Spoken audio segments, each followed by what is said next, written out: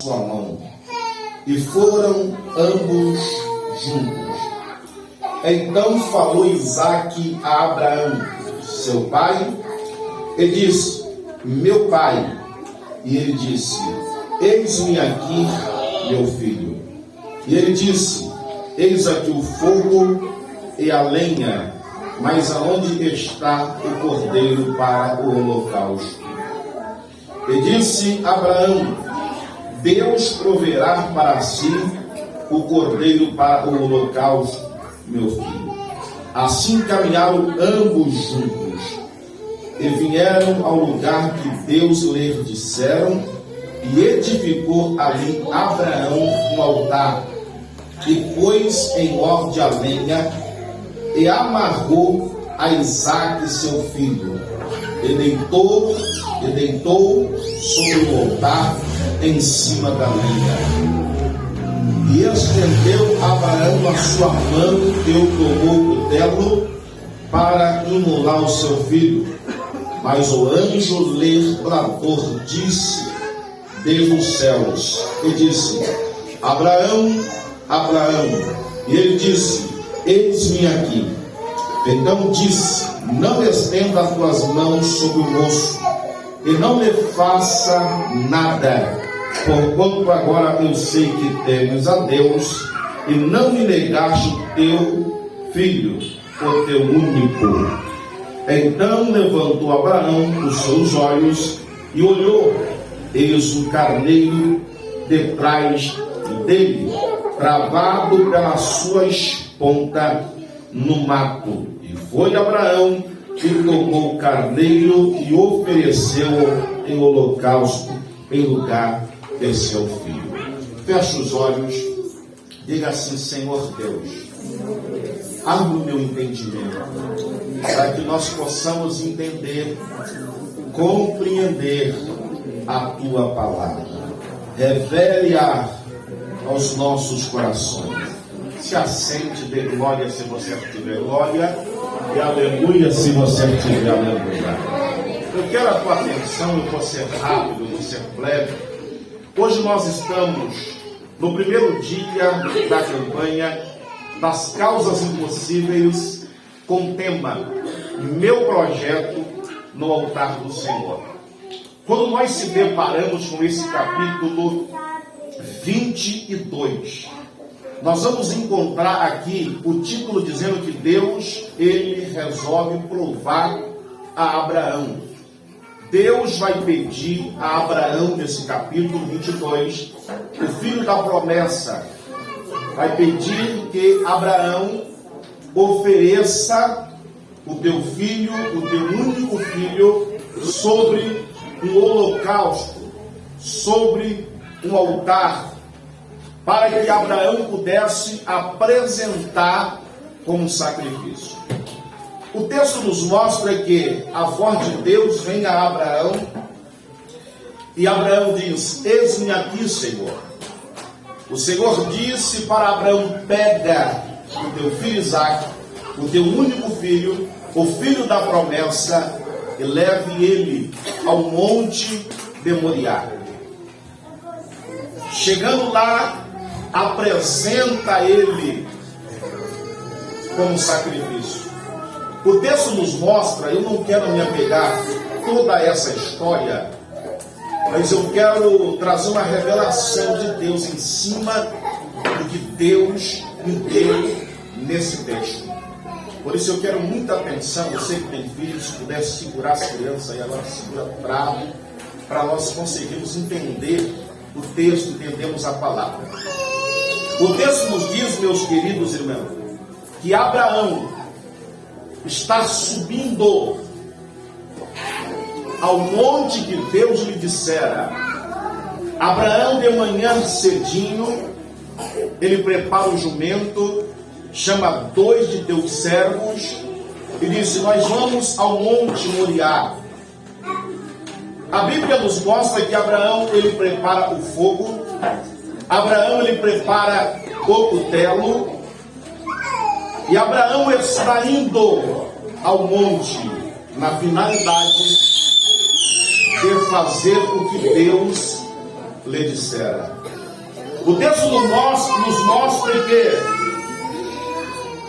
quando estava quase se aproximando do monte Moriá, a Bíblia diz que Abraão o avistou no monte. Avistando Abraão o monte, Abraão olha para os teus servos e diz: olha, ficai-vos aqui, porque eu e o rapaz iremos lá no alto do monte adorarmos a Deus. E após nós terminarmos de adorar, nós retornaremos para vós. Querido, olha a certeza, olha a convicção que existia no coração deste moço, deste homem por nome chamado Abraão. Isaque era filho da promessa.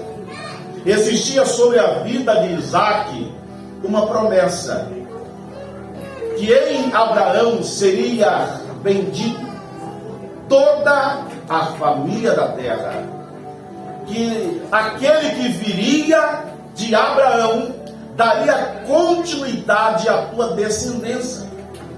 Então a convicção que estava no coração de Abraão era tão grande, que mesmo se ele chegasse a sacrificar o teu filho Isaque, Deus o ressuscitaria.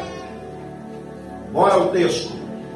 O texto então nos mostra que Abraão olha para o teu servo e disse: vocês ficarão aqui, e nós vamos dar continuidade até chegar ao monte. A Bíblia diz que eles subiram.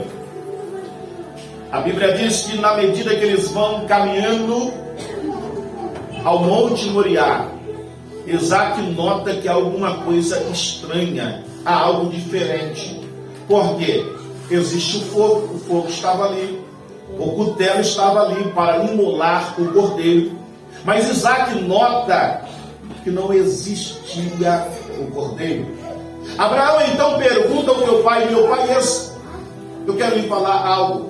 Eis aqui o fogo, eis aqui o cutelo, mas aonde está o cordeiro para o holocausto?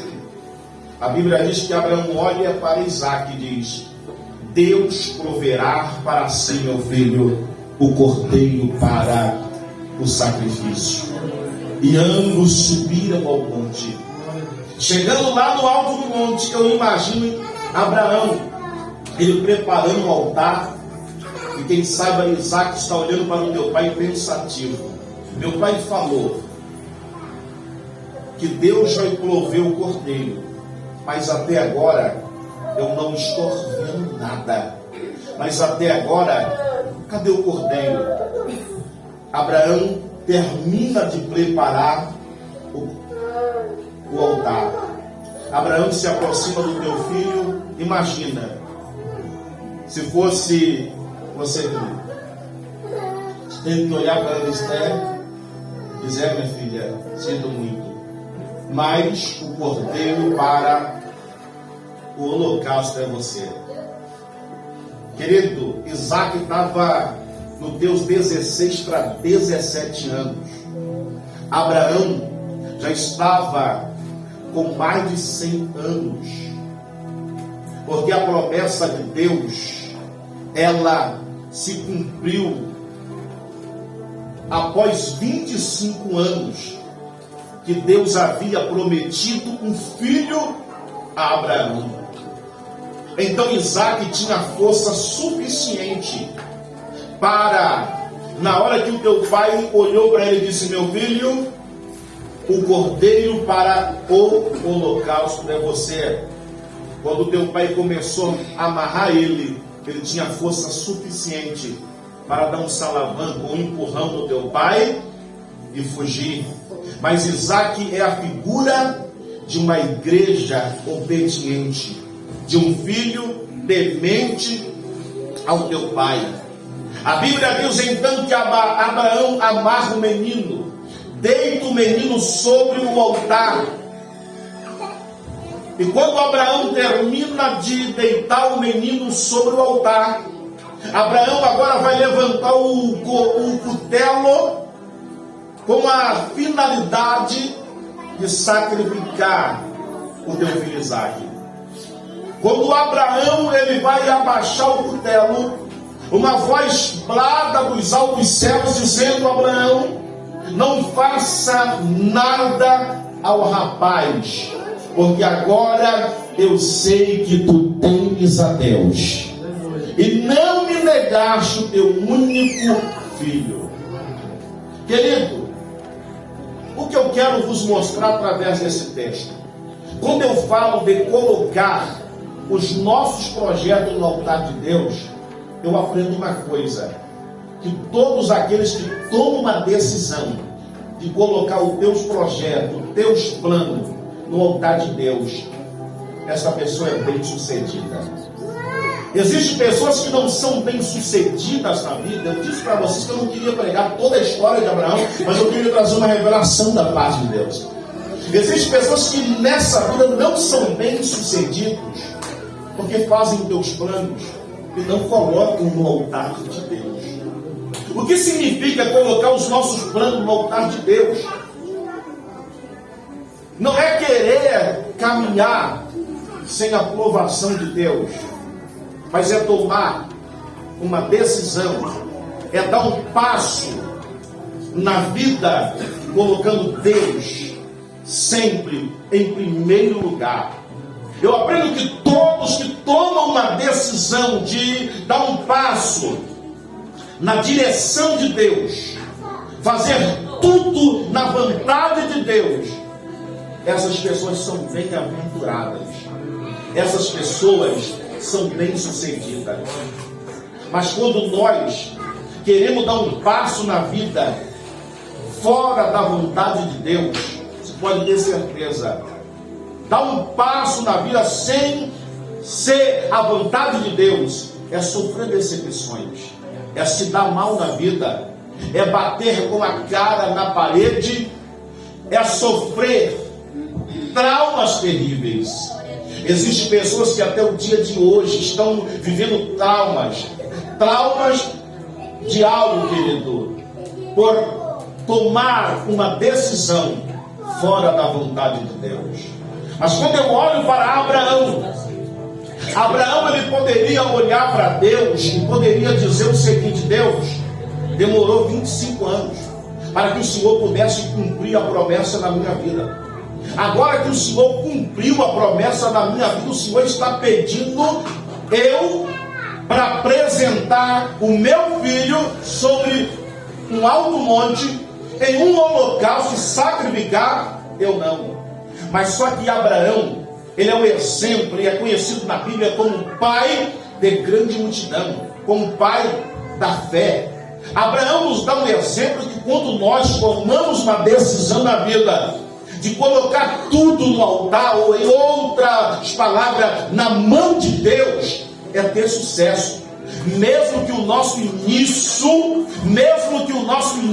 meu querido, nos transmita ou arranca de nós lágrimas dos nossos olhos, mas você pode ter certeza, como disse o salmista no Salmo de número 126, a partir dos versos 5, ele diz: aquele que semeiam em lágrima voltarão com certeza, trazendo consigo os teus molhos. O que é isso?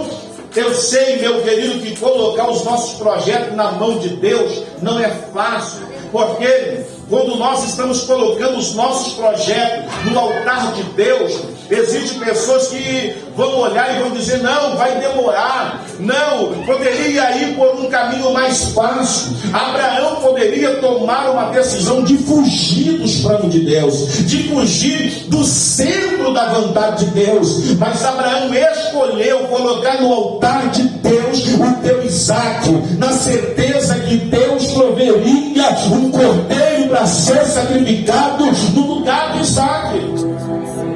E nós aprendemos que quando Abraão levanta o cutelo, o texto diz, meus queridos irmãos, que na mesma hora o anjo brada e diz: não passa.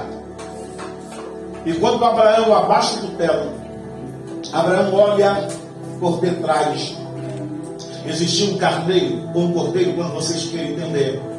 agarrado com teus chifres entre as árvores. Abraão então se aproxima daquele carneiro, pega ele, tira o teu filho Isaque de cima daquele altar, coloca o cordeiro e agora vai sacrificar aquele cordeiro. Querido, sempre há providência, sempre há provisão para quem coloca os teus projetos, a tua vida, a tua casa, a tua família no altar de Deus. Lembra da nossa irmã Ana? No capítulo, meu querido, primeiro, a partir dos versos 20, a Bíblia, ela nos mostra no verso 10, Ana vivia amargurada, Ana vivia chorando. Mas um dia Ana, ela fez um voto a Deus dizendo: se o Senhor atentamente atender e olhar para a aflição da tua serva, me dando um filho varão, não permitirei que passará navalha na tua cabeça, e durante todos os dias da vida do menino eu entregarei, eu colocarei ele para servir ao Senhor. A Bíblia diz que o Senhor atentou para o pedido de Ana. A Bíblia diz então que no verso 20 do capítulo 1 de 1 Samuel, Ana, ela, após ela terminar, desmamar o menino, ela leva o menino ao templo e ela entrega o menino na casa do Senhor. Ela só viu o teu filho de ano em ano. O menino cresceu, fortificado cada dia na presença de Deus, se tornou profeta, juiz e sacerdote. O que é isso? Olha, Israel nunca experimentou uma pessoa com 3 cargos eclesiásticos. Israel nunca vivenciou como vivenciou na época de Samuel uma pessoa com 3 cargos eclesiásticos: juiz, sacerdote e profeta. Samuel era juiz, sacerdote e profeta. O que é isso? Quando nós colocamos os nossos projetos, quando nós colocamos o nosso Isaque no altar do Senhor, você pode ter certeza que a bênção vem dobrada sobre a nossa vida, a bênção vem dobrada sobre a nossa casa. Jesus. Hoje eu quero pregar para você, minha irmã, que talvez passou a vida toda fazendo teus projetos sem colocar ele no altar do Senhor, e você sofreu. Só Deus e você sabe o quanto você sofreu. Talvez você tentou do teu jeito, talvez você tentou da tua maneira, dizendo: não, eu vou fazer desse jeito que vai dar certo, e não deu. Talvez você até conseguiu, mas você não foi muito longe. Talvez você até conseguiu, mas você não permaneceu naquilo que você conseguiu.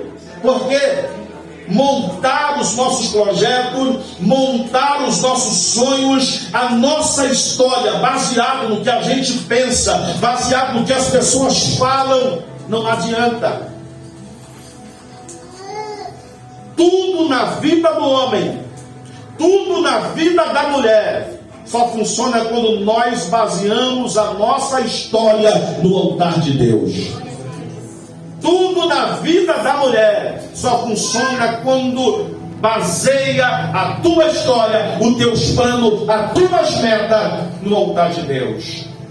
E hoje Deus te trouxe aqui para isso, para dizer para você: não importa o que lhe deu errado, não importa o que aconteceu de errado na tua vida, mas se hoje você colocar no teu coração dizendo: Deus, eu esqueço tudo de ruim que para trás ficou, eu esqueço as borragens que eu já fiz na vida. Que isso, pastor? É borragem? Isso mesmo. Eu esqueço, pastor, quantos pés na jaca eu já tenho. Hoje eu esqueço, pastor, quantas das vezes eu já bati com a testa na parede e agora eu tomo uma decisão, Senhor, de planejar a minha história, de planejar o meu casamento, de planejar, meu Senhor, a minha empresa, baseado no teu princípio, baseado na tua vontade, baseado no teu querer. Antes de tudo, antes de eu tomar qualquer decisão, antes de eu seguir ou tomar qualquer caminho, eu primeiro vou colocar no altar do Senhor para descobrir qual é a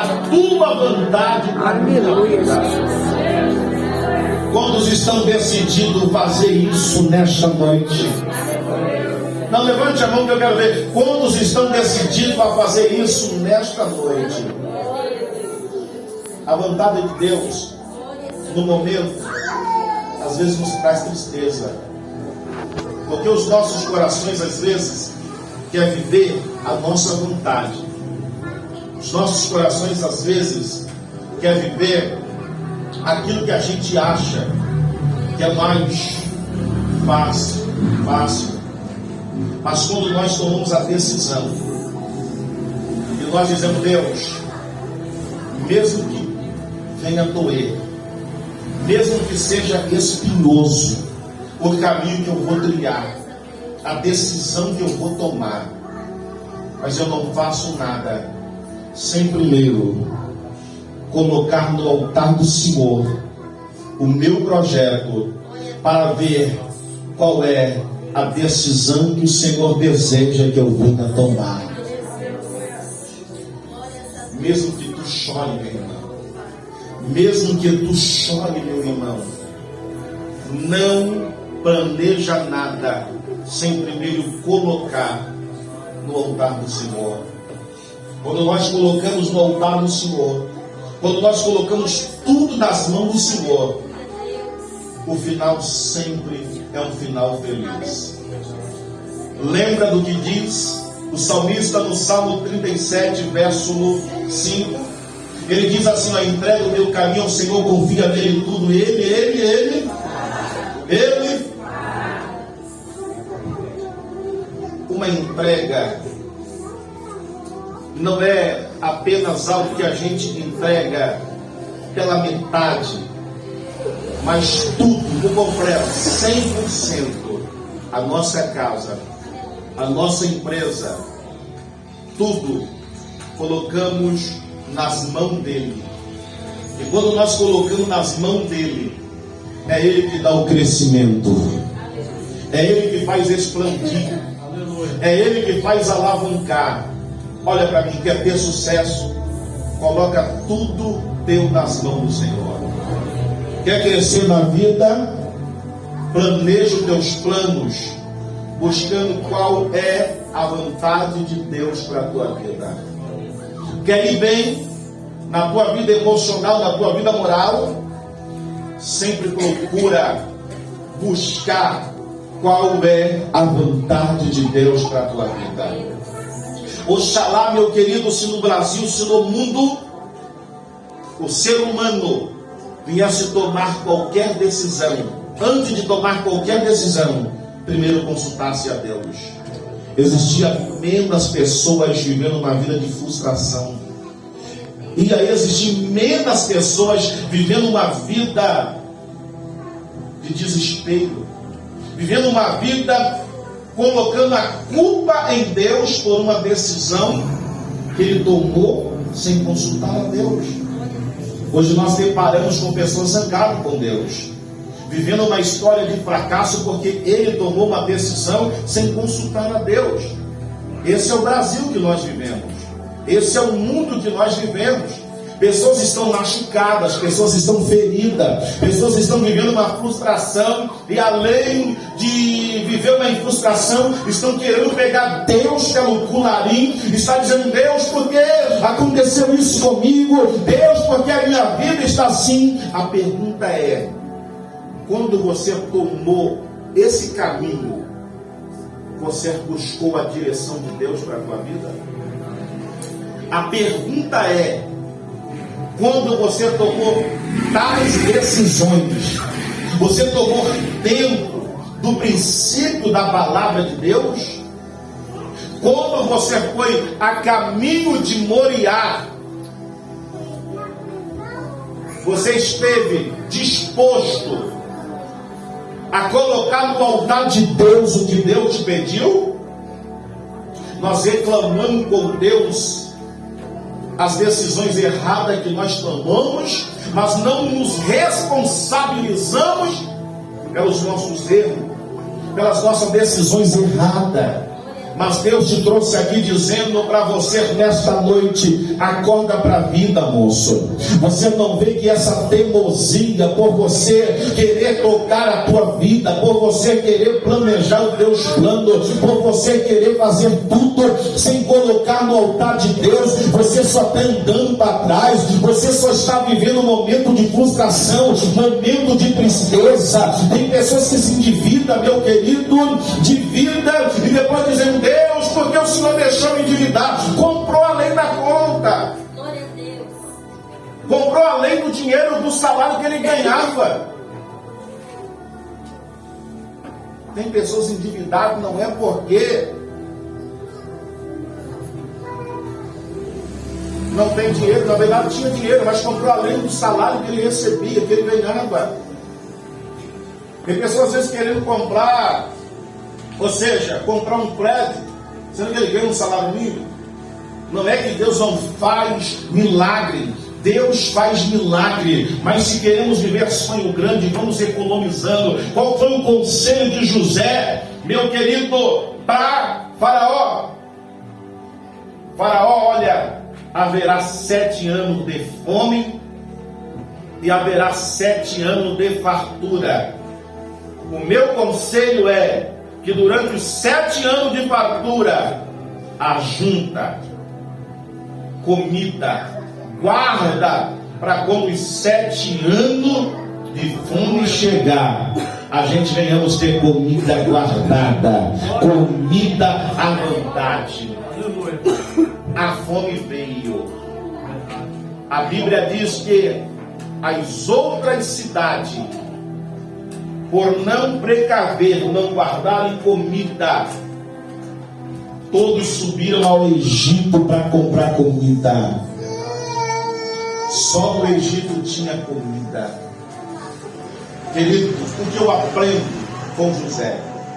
Eu aprendo com José que ninguém pode viver a vida naquilo que ele acha que vai dar certo, que vai funcionar.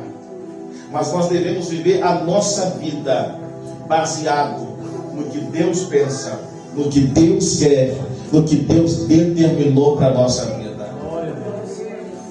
Abraão é um exemplo de fé para nós.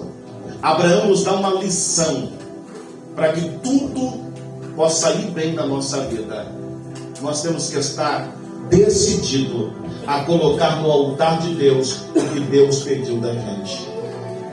Abraão nos ensina que mesmo que o coração esteja sangrando, porque o propósito de Deus, o que Deus às vezes quer da gente, é que a gente esteja disposto a sujeitar a tua vontade.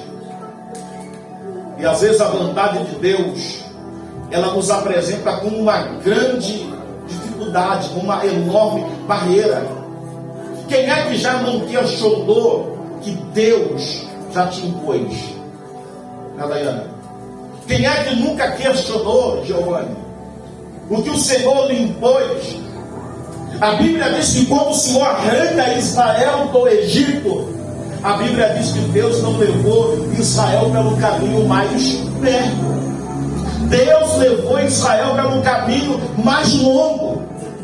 Ou seja, muitas das vezes, querido, nós questionamos porque parece que a vitória está tão perto da gente, mas Deus faz dar tanta volta, Felipe, tanta volta, nos leva em Cachoeiro. Depois de Cachoeiro nos leva em Vitória. Depois de Vitória nos leva no Rio de Janeiro para nos trazer a viver algo que está diante dos nossos olhos. E a gente, quando acontece, a gente fica assim: nosso Deus, parece que estava tão fácil, Parece que estava diante dos meus olhos. Mas olha quantas voltas, quantos anos, quanto tempo eu esperei para isso acontecer.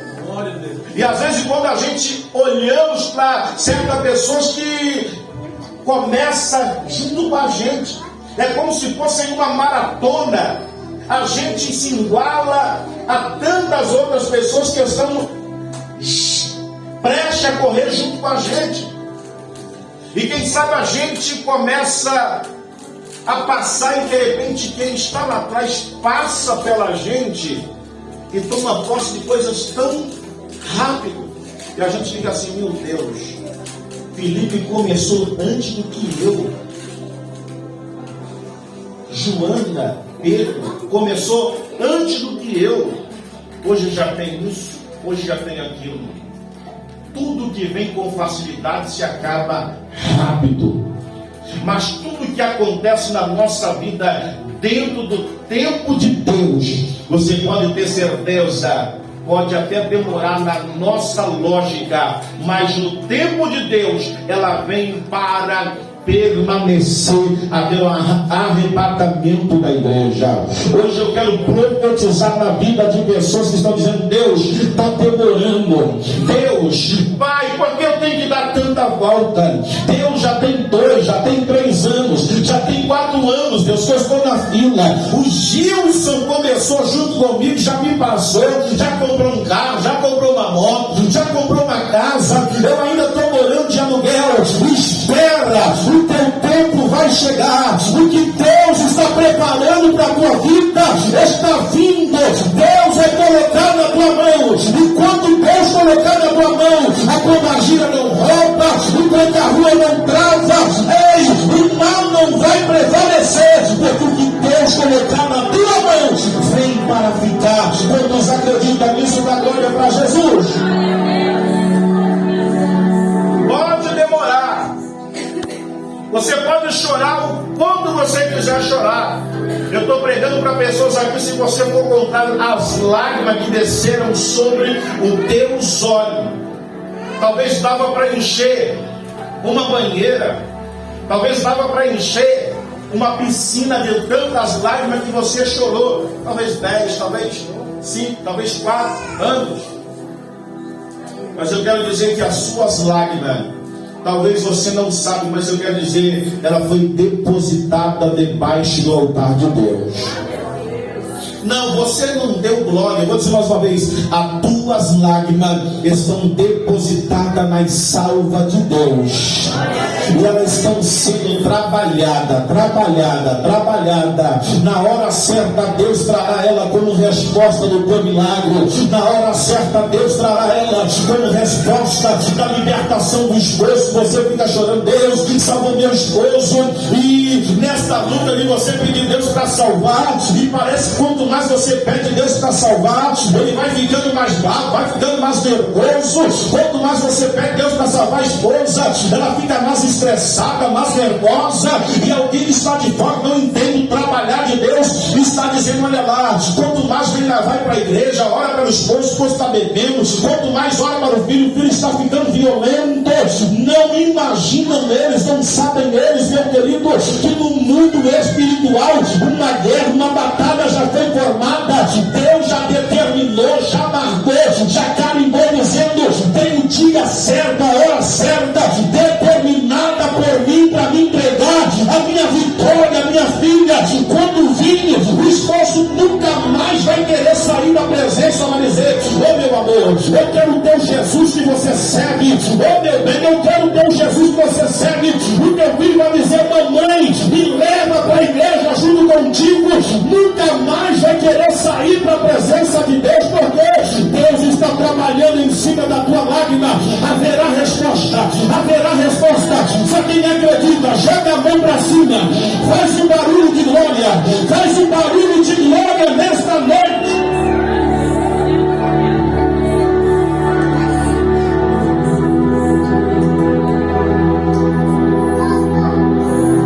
Oh, aleluia!